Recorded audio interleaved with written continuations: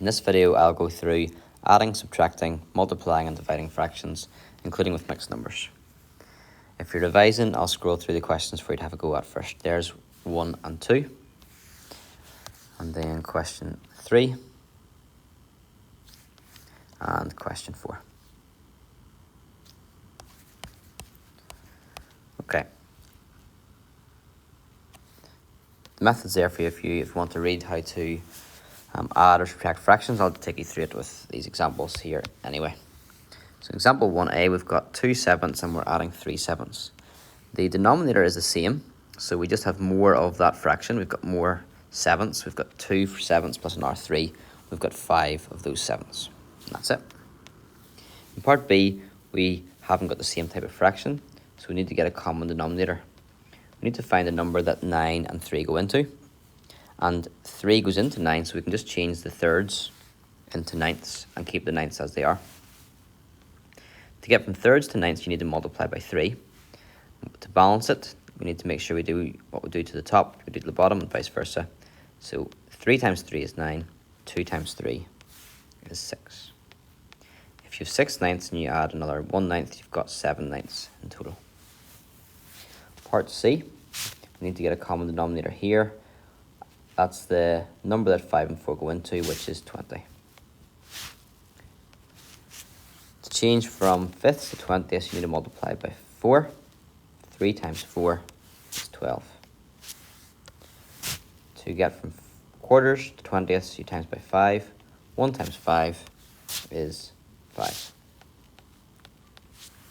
Then we've got 12 plus 5, which is 17 20ths.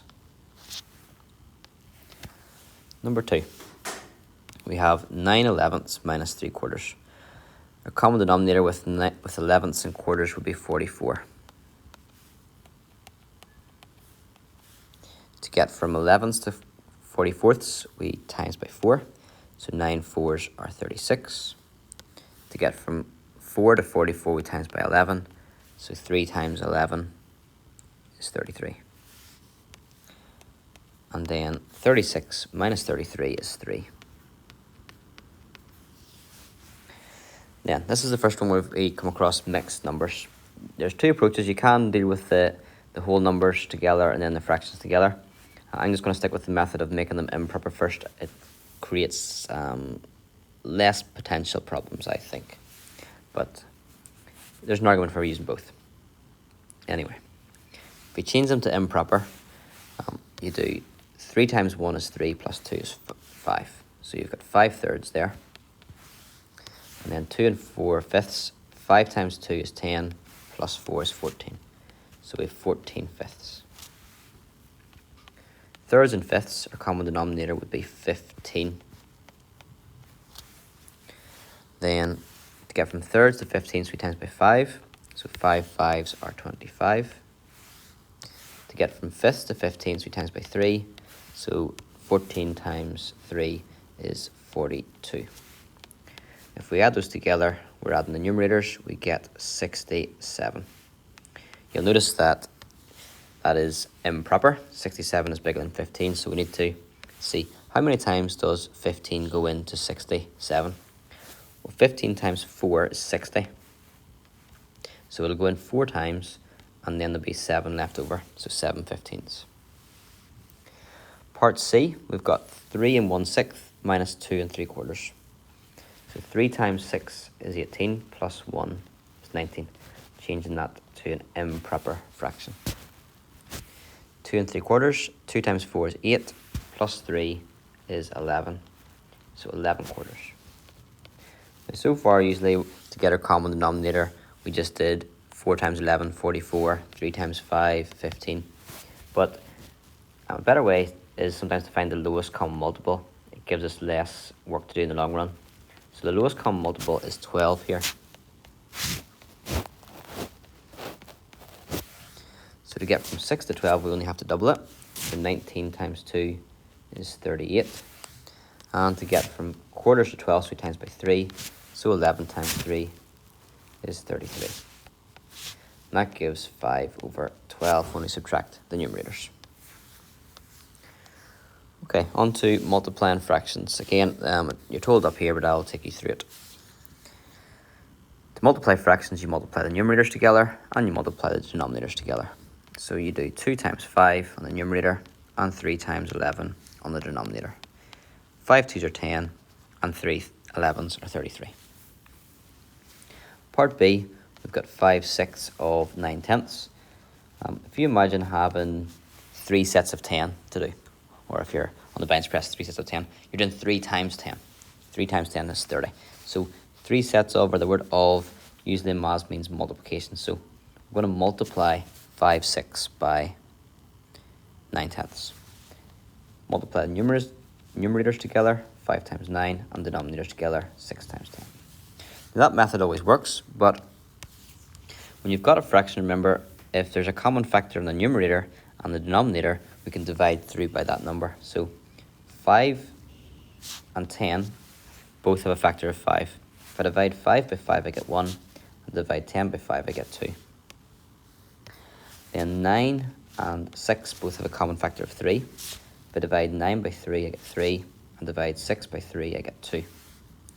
So what we're actually left with there, and be careful, this can be quite messy looking, so space it out and make it as neat as possible. We're left with on the numerator, 1 times 3 is 3, and on the denominator, 2 times 2 is 4.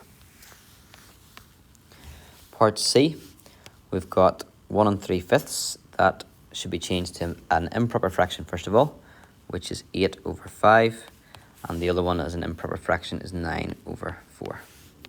So that's 8 times 9 over 5 times 4. I'm cancelling here. You can actually cancel that at this stage if you wish, if you prefer. Okay, so the common factor is 4. Goes in twice into 8 and once into 4. Excuse me, and that's the only common factor there is. So then we do 2 times 9 is 18, and 5 times 1 is 5. That's an improper fraction, so we divide through by 5. 5 goes into 18 3 times. 3 5s are 15, which means there's 3 left over, 3/5. Part D. 3 times 4 1/6. The 3, we'll leave it for a second. 4 1/6 as an improper fraction is 4 times 6 is 24, plus 1 is 25. And 3 is 3 wholes, so we can always write any number as a fraction. So that's 3 times 25 divided by 1 times 6. If we cancel down, we can divide through by 3, goes in once and twice, and we're left with 1 times 25, which is 25, and on the denominator, 1 times 2 is 2. 25 divided by 2 is 12.5. And last section is dividing fractions again. How you do it is up here. We want to read this time just because a good way to remember it is to keep flip change. So if you want to say it to yourself a few times, you keep the first, flip the other, change the times, there's no bother. We'll go through these now. 4a, find 8/9 divided by 2/3. So what we do here is we keep the first fraction, we flip the second fraction, and we change the sign from divide to multiply. And to multiply fractions, we multiply the numerators together and multiply the denominators together.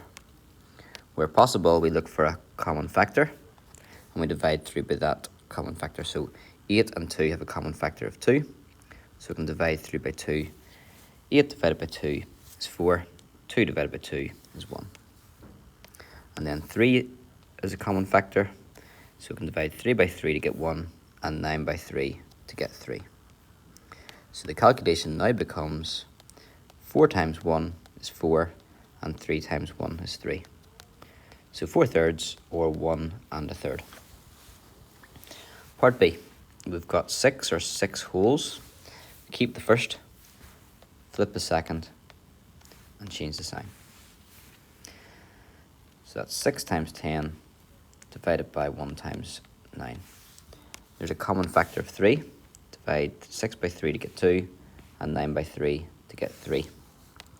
And we're left with 2 times 10, which is 20, 1 times 3, which is 3. And 20 thirds is the same as 6 and 2 thirds. Part C, divide 2 and 1/7 by 2 and 1/3. First of all, write them as improper fractions. 2 times 7 is 14, plus 1 is 15. So 2 and 1/7 is the same as 15/7. We'll divide that by 2 and 1/3. 2 times 3 is 6, plus 1 is 7. So 2 and 1/3 is the same as 7/3. What you must never do is cancel when you've got the division there. You need to get it changed to multiplication first. So we keep the first, flip the second, and change the sign. And you'll see there that there's actually no simplifying that can be done. We've got 15 times 3 and 7 times 7, no common factors. 15 times 3 is 45, and 7 sevens are 49.